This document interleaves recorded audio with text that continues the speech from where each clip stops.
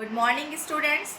Today we are going to see activity 1 of chapter metals and non-metals. Aim is to observe the malleability of different substances. As you know that malleability is a property of metal in which when it is hammered it becomes flat sheet. So materials required are an iron nail, a piece of coal, aluminium wire, a pencil lead and hammer. Procedure means the way of doing. Place all the material one by one on a hard surface and hit them hard with the hammer. Observation. Record your observation in the given table. Remember, iron nail beaten into sheet. And type of substance is malleable. It means it is a metal. Piece of coal broken into pieces. It means it is brittle. It is a non-metal. Aluminium wire beaten into sheet, malleable. It is a metal. Pencil lead broken into pieces, brittle. It means it is a non-metal. Okay, brittle means when it is hammered it will be broken into pieces. It will not become or converted into sheet. Conclusion. Metals are malleable while non-metals are brittle. Let us see activity 2. Aim is to observe the electrical conductivity of different substances.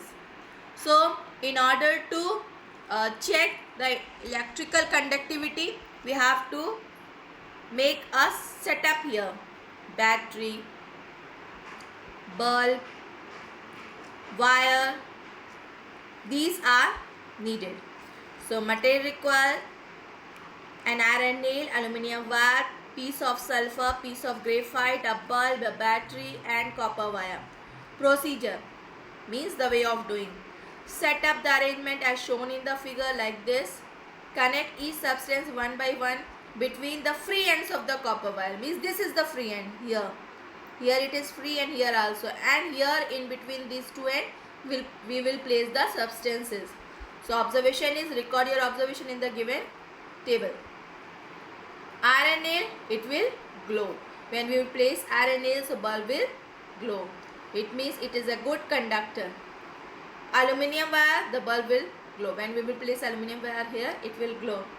So it's good conductor. Piece of sulfur does not glow, means poor conductor.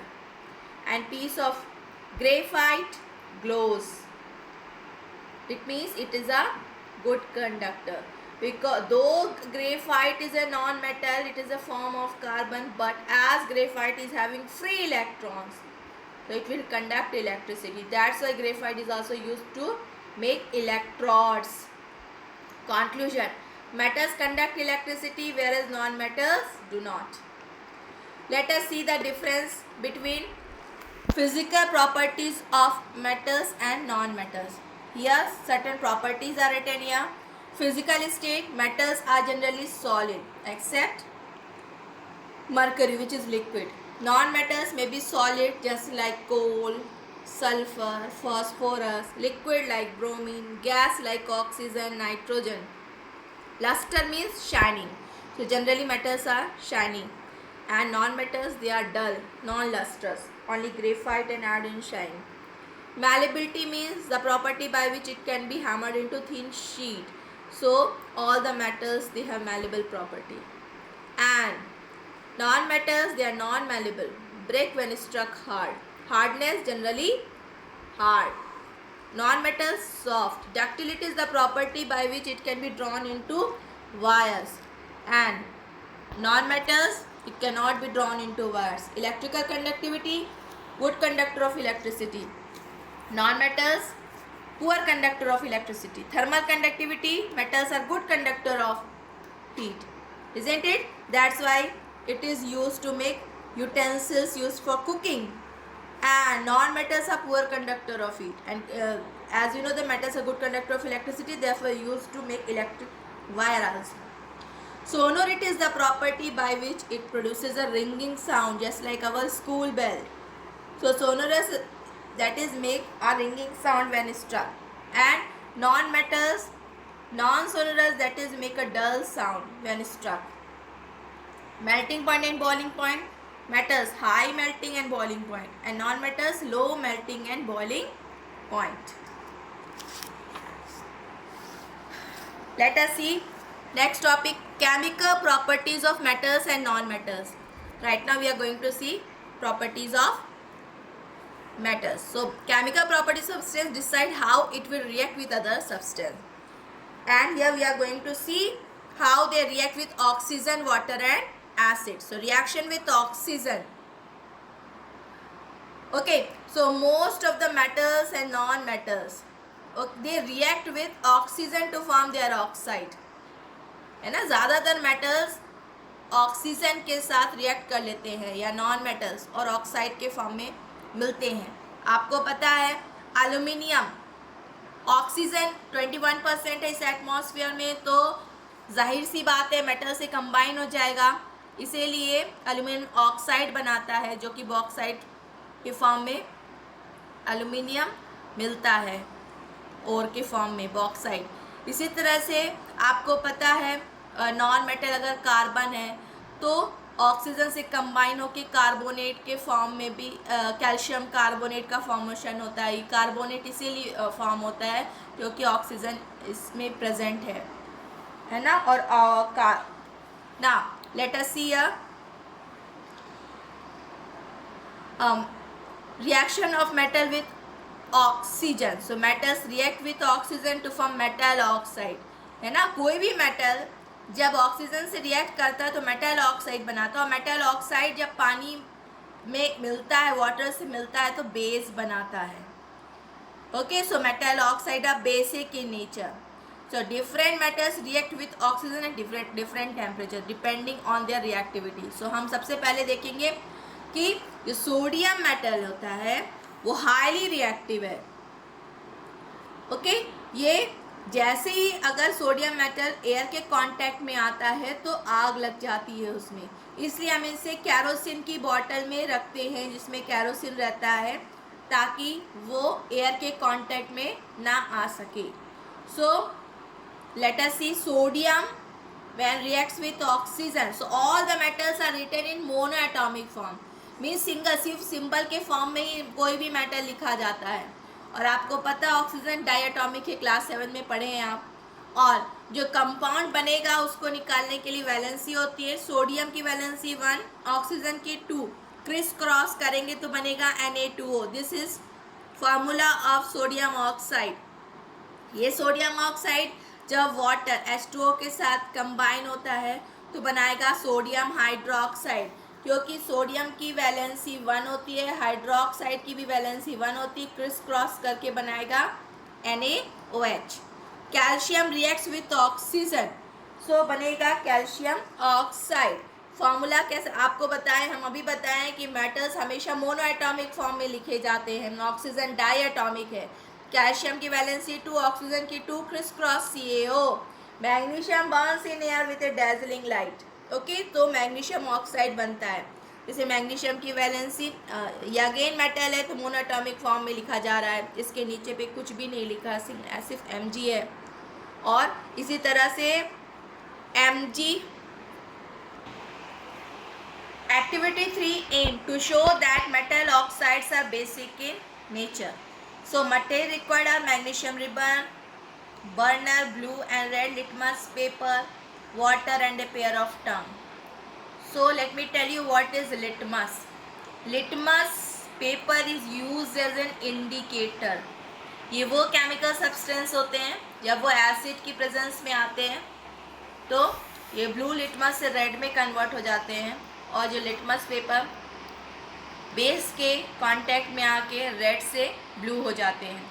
ये litmus it is a plant extract of lichen plant which belong to thallophyta group, उसका extract है, ये निचोड़ है. Procedure, it is the way of doing. Okay, so what we have to do, first we have to clean the magnesium ribbon. Okay, क्योंकि because इसकी upper surface में oxide की coating develop हो सकती है जैसे ही ऑक्सीजन के कांटेक्ट में जब आएगा मैग्नीशियम. उसके बाद when we will start burning the magnesium it will produce this white dazzling light. क्योंकि जो मैग्नीशियम होता है फुलझड़ी वगैरह बनाने के काम में आता है, इसीलिए फुलझड़ी में भी हमें इस तरह की रोशनी दिखती है। Now after burning it will produce ash, जो इसकी राख होती है वो उसे हम मैग्नीशियम ऑक्साइड कहते हैं, क्योंकि जब मैग्नीशियम जला है, जलना मीन्स कंबाइनिंग विथ ऑक्सीजन, तो Mg प्लस O2 बन जाएगा MgO, यानी जो राख मिली है हमें, ऐश मिला है, वो मैग्नीशियम ऑक्साइड है एक्चुअली। अब हम अगर इस मैग्नीशियम ऑक्साइड में पानी डालेंगे सो वो बनेगा मैग्नीशियम हाइड्रोक्साइड। सो फॉर्मूला कैसे बनता है, लेट अस सी फर्स्ट मैग्नीशियम ऑक्साइड कैसे बनेगा। मैग्नीशियम की वैलेंसी 2, ऑक्सीजन की 2, क्रिस क्रॉस ये हो जाएगा MgO, है ना। और मैग्नीशियम हाइड्रोक्साइड के लिए मैग्नीशियम की वैलेंसी 2, हाइड्रोक्साइड की 1, क्रिस क्रॉस MgOH2। सो जो this is a base. So conclusion is metal oxides are basic in nature. कैसे पता चलेगा, क्योंकि जब हम मैग्नीशियम ऑक्साइड जो उसमें राख मिली है उसमें हम पानी डालेंगे तो उसका जो सॉल्यूशन बनेगा, अगर हम उसमें ब्लू लिटमस पेपर डालेंगे तो नो चेंज आएगा, लेकिन जब हम रेड लिटमस पेपर डालेंगे तो वो ब्लू में कन्वर्ट हो जाएगा। ना copper on heating at high temperature, so it can react with oxygen to produce copper oxide. So ये फॉर्मूला कैसे बना, कॉपर की वैलेंसी 2, ऑक्सीजन की 2, CuO। आपको पता है सारे मेटल मोनो एटॉमिक फॉर्म में लिखे जाते हैं। Now bases and alkalis turn red litmus blue while acid turns blue litmus red. Now we are going to see reaction of non metal with oxygen. So non metal का क्या होता है, non metals क्या होते हैं, जैसे coal carbon है, sulphur, phosphorus, oxygen, nitrogen, hydrogen, chlorine, iodine, ये सब नॉन मेटल्स हैं। तो non metals react with oxygen only on burning to form non metal oxide. और ये क्या होते हैं, एसिडिक ऑक्साइड से। आपको पता है जब हम कोयला जलाते हैं, कोल जलाते हैं, तो क्या होता है, C कार्बन कोल प्लस O2 CO2 बनता है, धुआं उठता है उसका, वो CO2 होता है। जब वो पानी के कांटेक्ट में आता है तो बनाता है कार्बोनिक एसिड H2CO3। इसी तरह से येलो कलर का सल्फर होता है, जब वो ऑक्सीजन के साथ मीन्स ऑक्सीजन के में की प्रेजेंस में जलता है तो बनाता है SO2। जब SO2 वाटर के साथ कंबाइन होता है तो बनाता है sulphurous acid H2SO3। Now let us see this in activity 4। aim to show that non-metal oxides are acidic in nature.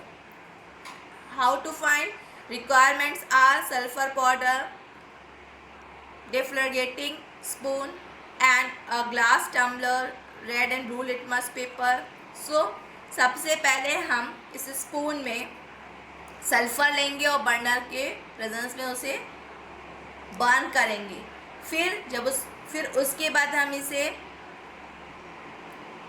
Glass tumbler में ले जाएंगे और उसको लिड से कवर कर देंगे। इसमें वॉच ग्लास की लिड से कवर कर देंगे तो इसमें SO2 की गैस भर जाएगी।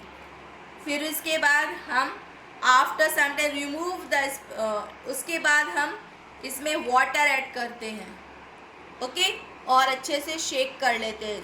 इसके बाद dip a piece of red and blue litmus paper in the solution. आपको पता है कि सल्फर ऑक्सीजन के साथ कंबाइन होकर SO2 बनाता है और वाटर के साथ सल्फ्यूरस एसिड। सो जब इसमें रेड लिटमस पेपर डालते हैं तो नो चेंज आएगा, लेकिन अगर जब हम ब्लू लिटमस पेपर इसमें डिप करेंगे तो ये रेड हो जाएगा। So conclusion is non metal oxides are acidic in nature. Now reaction with water, reaction of metals with water. Metals react with water to form metal hydroxide और metal oxide. Means क्या है, metal जब water के साथ combine होता है तो बनाता है मेटल हाइड्रोक्साइड और हाइड्रोजन गैस लिबरेट होती है, और कभी कभी सिर्फ मेटल ऑक्साइड बनाता है और हाइड्रोजन गैस लिबरेट होती है। जैसे कि यहाँ सोडियम दिया हुआ है, सोडियम हाईली रिएक्टिव है, इसलिए विग्रसली बहुत तेजी के साथ कोल्ड वाटर से भी रिएक्ट कर जाता है, सोडियम हाइड्रोक्साइड बनाता है और हाइड्रोजन गैस लिबरेट होती है। आपको पता है मेटल मोनोएटॉमिक है तो सोडियम लिखे, सोडियम हाइड्रोक्साइड, सोडियम की वैलेंसी 1, हाइड्रोक्साइड की 1, क्रिस क्रॉस NaOH। इसी तरह से magnesium react slowly with hot water. Okay, so ये क्या बनाएगा, मैग्नीशियम हाइड्रोक्साइड। सो मैग्नीशियम की वैलेंसी 2, हाइड्रोक्साइड की 1, so MgOH2। Zinc react slowly with steam के साथ रिएक्ट करता है, क्योंकि स्टीम में ज़्यादा टेम्परेचर होता है। तो Zn प्लस H2O के साथ ZnO plus hydrogen gas. Remember, copper, gold and silver do not react with water. Now, let us see activity 5. Aim to study the reaction of sodium with water. Materials required are a beaker, water, piece of sodium and pair of tongue. So procedure is, first you have to take a beaker, fill it with water. Okay.